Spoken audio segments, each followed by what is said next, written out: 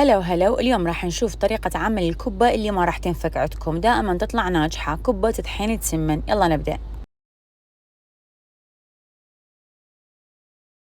حتى نسوي الكبة راح نسوي الغلاف مالتها من لحم وطحينة تمن وبهارات. اللحم لحم شرح، كل أي شحم بيه راح أوخره، لأن إذا حطيته ويا شحم راح تنفك الكبة. وهذا عندي هنا طحين تمن كلش ناعم، وملح وكمون وفلفل أسود.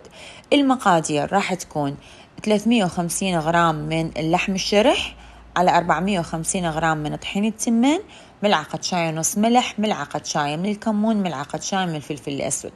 أحطهم كلهم محضر الطعام وأبدي أخلطهم. إضافة المي راح تكون تقريبا 200 مل بس مو أكثر.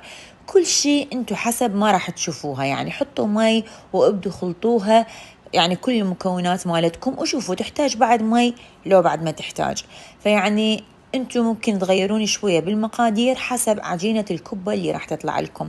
العجينة اللي أريدها تكون عجينة متماسكة. هيك صارت كانت عندي شوية لين ضفت لها شوية طحين سمن.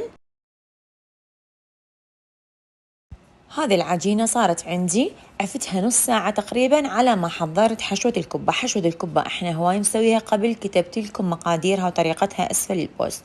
هيك صارت عندي العجينة مال الكبة، قوامها حلو، تنفرد وما تشقق. نبدي نلف الكبة.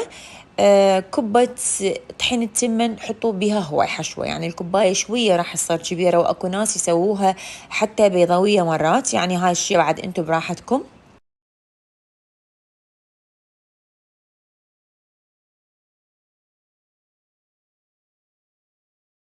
كبة طحين التمن هي أكثر كبة ممكن يسووها المبتدئات، حد هاي الكبة ما راح تنفك أبدا، يعني تسلقوها تسووها بمرقات، بتبسي، بكبة حامص شلغم، تقلوها رأسا، أبدا ما راح تنفك. كلش كبة عجينتها متماسكة.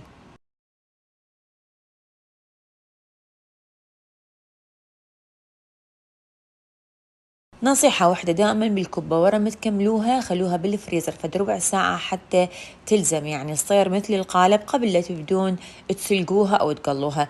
أني هاي الكبة قليتها رأسا، صارت فتشي يخبل. كبة سهلة وطعمها يخبل وكلش ناجحة، جربوها وبالعافية مقدما.